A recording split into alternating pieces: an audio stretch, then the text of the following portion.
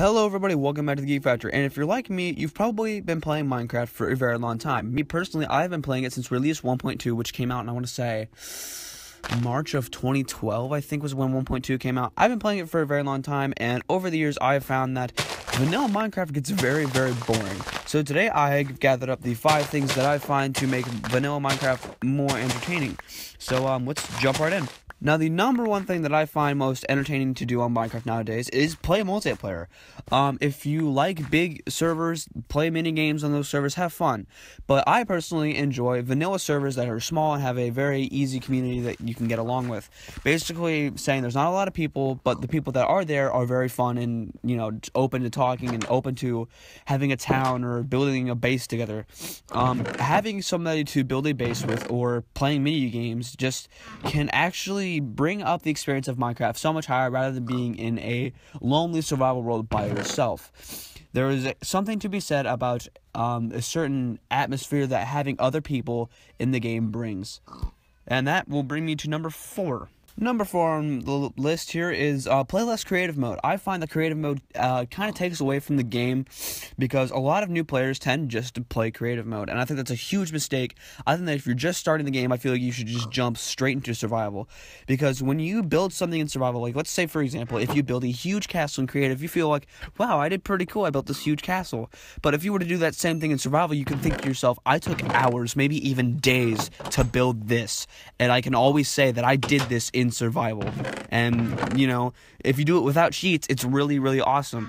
But the true challenge doesn't come from beating the Ender Dragon in survival mode. It doesn't come from fighting the Wither in survival. It comes from fighting those bosses and building that huge, amazing castle in a much more difficult game mode. And that brings us to number 3 on my list. Try hardcore mode. I know a lot of people don't play it because, well, it's fucking difficult. But I find the hardcore is very challenging at first. I'd say the hardest thing about playing hardcore mode would actually have to be trying to find a good foothold.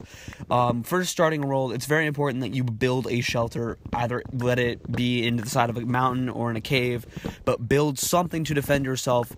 Maybe a house isn't ideal for your first base. In fact, the footage you're watching is on my hardcore world, where you can see I just built a house into the side of a hill because I didn't want to waste time building an actual house.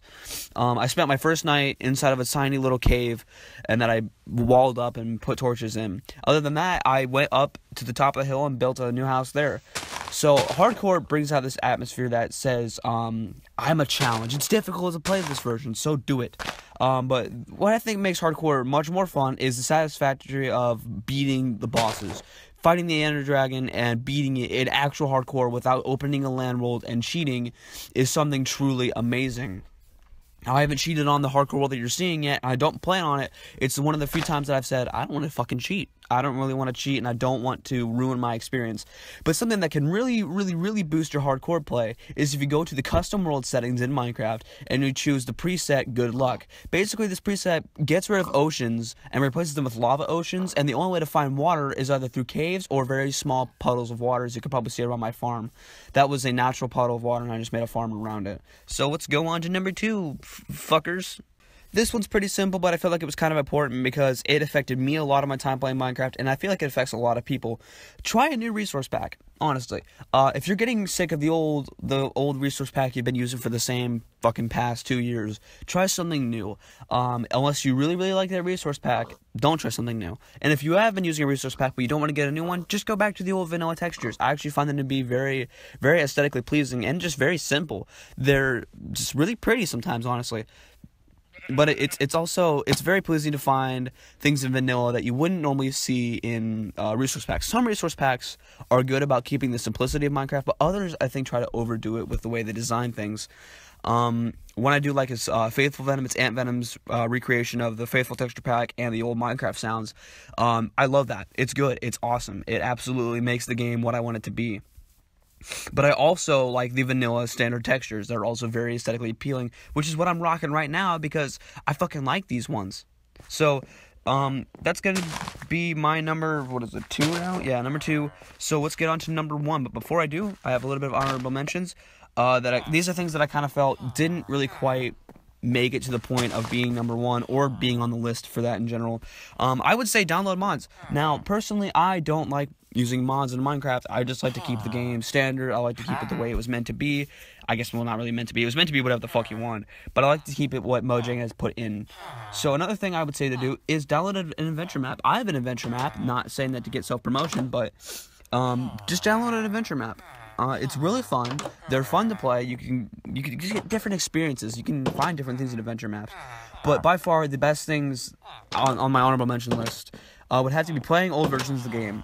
Because playing older versions of the game gives you this sort of nostalgia feel, especially for me. I go back and I play 1.2 all the time, because that's the first version of Minecraft I had. Except for Classic, of course. But that's the version that I started playing on. That's the version I learned everything. That's when I got really, really interested in Minecraft. That's how it excited me when I was a fucking wee little 12-year-old. Was I? No, I was 11 still when that happened. But that's when I started playing the game, and it was really cool. So let's go on to number 1. And finally, last but not least, learn to use redstone contraptions or command blocks. I find that a lot of players don't understand how to use redstone or command blocks. I use my command blocks all the time in my adventure map. They're everywhere. I mean, they're fucking everywhere in my adventure map.